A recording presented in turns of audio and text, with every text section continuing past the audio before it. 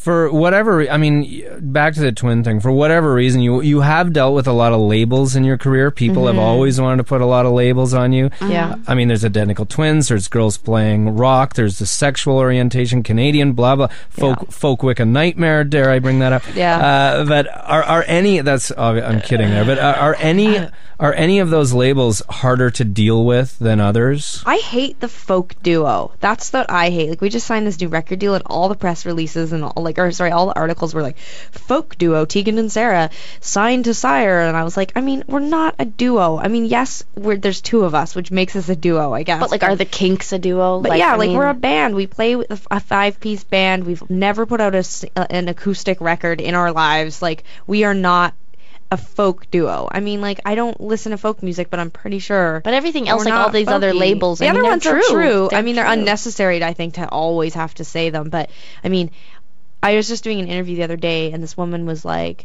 so you're gay, you're twins, you're female, you're Canadian, you're folk, you're a duo, like, you're all these different labels. Like, you know, which one do you think, which one has the most influence on your music? And I was like, okay, dumb question. Because, like, I'm like, all those things are all true. I mean, but I don't know that being Canadian has anything to do with why I wrote the record I did. I mean, I live in Canada, and yes, I'm a twin, and, you know, like, yes, I'm a girl, but, like, it's all of those things plus all the other things about me, like my, you know, OCD and my weird, like, narcissism and my, like, obsessive compulsive, like, heartbroken, you know, stance that I take in my life. Like, all those things have just as much to do with, or if not more to do with, why I wrote, you know, Are You 10 Years Ago than me being Canadian, you know. So sometimes the labels are just these boring little boxes that people put around us because they're too, I don't know, like, they just, I don't know what it is. Sometimes I ask journalists, I've been getting kind of brave, and I'm like, so when you write this article, are you going to try to come up with a funny, clever way to say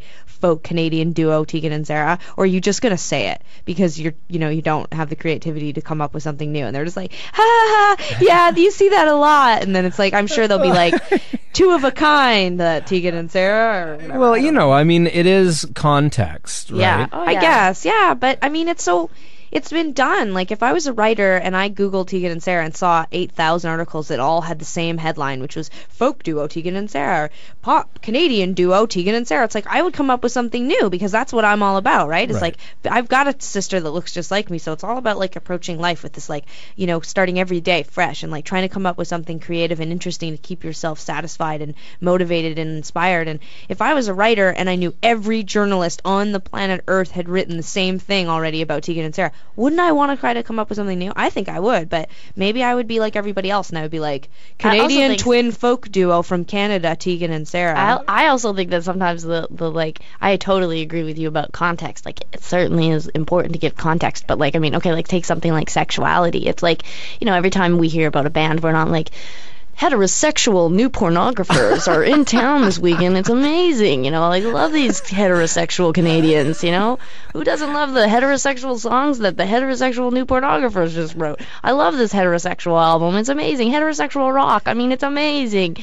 I hate that. It's like, who cares? Like, but it's a fine line because it's like, okay, well, if you start, you know, complaining about that, it's like, oh, well, are you trying to, you know, not talk about who you are? Are you in the closet? Yeah, we're gay. Like, oh, God. We're gay. We get it. Yeah. You can say gay once if you need to say that we're gay. That's fine. I mean, all you have to do is type Tegan and Sara to the internet, and it's like, gay. Yes, we're gay. We're Canadian. I mean, we know we're duo. I think it's pretty obvious when you print a picture that we're female. Yeah. I mean, that's an unnecessary label. So, I mean, contextually, some of this stuff just seems a bit redundant. Agency of redundancy, agency, you know? Okay, well, I was about to let you get something off your chest, but it doesn't. I think you just did, because we did receive a complaint after the last interview that I did with you guys. Oh, God. And by the way, the folk duo would be incorrect context, right? Right. Okay, so here's the note.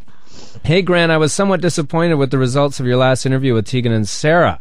As Tegan started to talk about her personal beliefs and thoughts on the music industry, a wonderfully feminist bent included, she was silenced and shut down by Sara, who may have heard it before, but should let Tegan speak if she so wishes, Right. and by yourself. You had a chance to let an apparently intelligent and informed artist speak on your show, and you cut her short. Why? What's the context? Well, wait, and then he says, I don't want to mention the fact that you, a man, took away the voice of Tegan, a woman in the music industry. Right. After all, wasn't that exactly what she was complaining about? And that is from Kurt Bridger. Now, this... Well, Grant, I was very sad for the last while since we had that interview as well, so... Could you just put a lid on it for a second? No, I'm just kidding. No, you were commenting, Tegan, on the fact that you guys have been doing this for a long time, and that you were frustrated that these flash-in-the-pan bands come along and they're suddenly huge and they're very rarely female. Right. Well... I think first off, like some. So what are your summer plans, Grant? What are you doing this summer? I think that to address some of his issues or some of his points. The fact is that Sara and I are siblings, so we do tend to cut each other off a lot. And sometimes, depending on how we wake up and what mood we're in, it's like I don't want to hear that story again. Oh God, is Tegan gonna go off about that again? I can see that.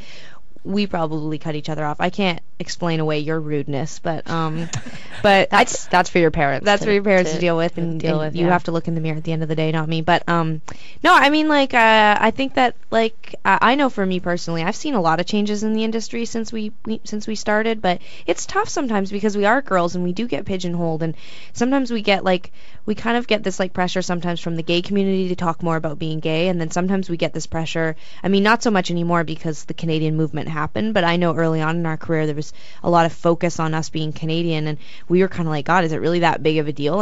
Should we be making a bigger deal about it? And there's been times in our career where we've been pushed from one group or another to be more, Canadian or gay or girls or whatever. And I think our politics around being females in the industry has changed slightly, but it is tough. There is a double standard, and it's still hard to be a girl, in general, but certainly in a male dominated industry, sometimes I feel like we're up against a lot. There isn't a lot of room on radio for females, like the radio we want, alternative radio. And certainly we play a lot of these radio festivals in the U.S., and we are the only females on the bill, and you get treated a certain way. And even yesterday, just within our own organization, we were running one of the new songs on the record, 19, which is a rocker, and it's pretty heavy, and I play all the guitars on that song, and it's I tracked a ton of electric guitars and a ton of guitar leads and a ton of noise, and we really went all out on that song. And then we start playing it in the room, and it's like Sara and I get into it because it's like, well, aren't you going to play acoustic guitar? We need dynamics. And I was just like, well, which has nothing to do with this. Who is saying that? This was Sara that was saying it to me. Oh, I see. And I think it does have context in this, because my response was that, I sort of thought about it and walked out of the room for a bit and came back, and I was like, this is one of the only songs that I'm playing lead on that I'm playing on electric guitar. Usually when I'm playing a song of mine, I play it on acoustic guitar, and this is one of the only songs that I've played on electric that I'm singing lead on. And I think that it's a limitation within our own organization, our own band, that if you're playing lead, you have to play acoustic because that's the only way you can be dynamic. And so I think that but you go see a rock band and they're all playing electrics, and you're not like, oh no, they're playing 3 electric guitars, where's the acoustic guitar? Poor acoustic guitar, let's have a rally for the acoustic and give it its rights back. I was having this moment where I was like, okay, there's one song where we don't have an acoustic guitar on stage, that's okay, but I think that even ourselves within our own organization, we limit ourselves sometimes on what we can do. And that's why the Con is such an important record to us, because we recorded and demoed everything. And, in some cases I recorded the drums and bass, and I had a real clear idea of what I wanted. And when we went into the studio, I didn't hold back. I was like, Jason McGurr, who played drums, and Hunter Bergen, who played bass on my stuff, I really went to them and said, I really want you to follow these blueprints. This is what I really hear. And they were totally into it. And this record really reflects the sort of musician inside, Sara and I, that wanted to really try to step outside the box that we had, recorded and sort of released music in before, and all the keyboards and piano. We really challenged ourselves. And so I hope that it's taken well, because I think that it doesn't really sound like anything else that's out there that girls are doing, and guys either. And so I just hope that we get the credit that we deserve, even if you hate it. You know, I hope that people are like, yeah, that was a mess. Like, Tegan and Sara should never have done that. But, like, I hope that we're not just, like, written off, like, or limited and, like, oh, yeah, this sounds like Alanis Morissette or whatever people usually find a female that they can compare us to. And I hope that this time around people don't get to do that as easily. Well, I think the record has an amazing arc to it, actually. And when I first put it in, I was like, oh, I was actually startled by the sound. And then but it goes, there's an amazing variety on the record and all sorts of different types of songs. And so what I want to do is thank you so much for doing this. And I want to play a song from the record. We have always loved your music. We love that you finally have a new record out after 3 years or something. And thank you very much for taking the time to do this. No problem, Grant. Thanks for having us. So we're going to play a song from the middle of the record. It's called Hop a Plane. Who wrote that one? Tegan, me. I wrote it. Okay, so what can you tell me about it? Well, it was the last song that I wrote that I submitted for this record, and it actually initially, like, no one really liked it all that much, but I think it grew on all of us. And for me, I really liked the song because I think that it was the end of this, like, sort of emotional journey I had gone on. I was, like, you know, basically had fallen in love with someone and was trying to woo them, and I finally came down to, like, the fact that I was like, just tell me if you want me, and if you don't, then get away from me. Yeah, what are the lyrics in the chorus? All I need to know is that you're not mine. Yeah, what? Well, I'd been having, like, a very, like, passive aggressive, sort of like you know, like, I was having, like, an emotional relationship, but we never really talked about how we felt about each other. But we talked, like, hours and hours and hours every day, and, like, they didn't hit that shit. Yeah, I don't think you can say shit on CBC radio, can you? Can't you bleep it out or I think you can now. Yeah?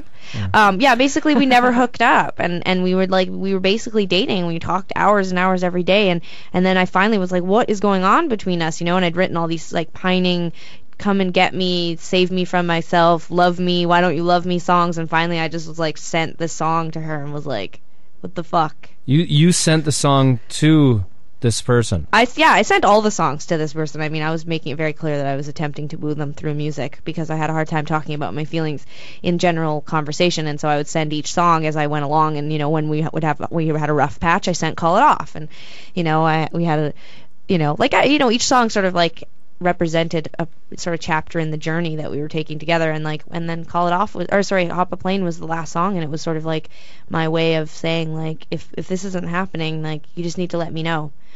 You know, which that did not happen. So and so how did it end? It did. I mean, it's over. I mean, it never happened. They didn't hit that shit. I didn't get. Say it. It's okay. It really wasn't about hitting that shit. I really wanted to, like, marry the person. I was in a very desperate state. You wanted to hit that shit and get married. Yeah. Well, it's created art, and I got rejected. I'd never been rejected before. This was my rejection record. Okay, well, it's a great song. Thank you. All I need to know is that you're not mine. You're not mine. Okay, thank you very much, Tegan and Sara. Thank you. Okay, and I'll talk to you soon. For sure. Bye. See you later.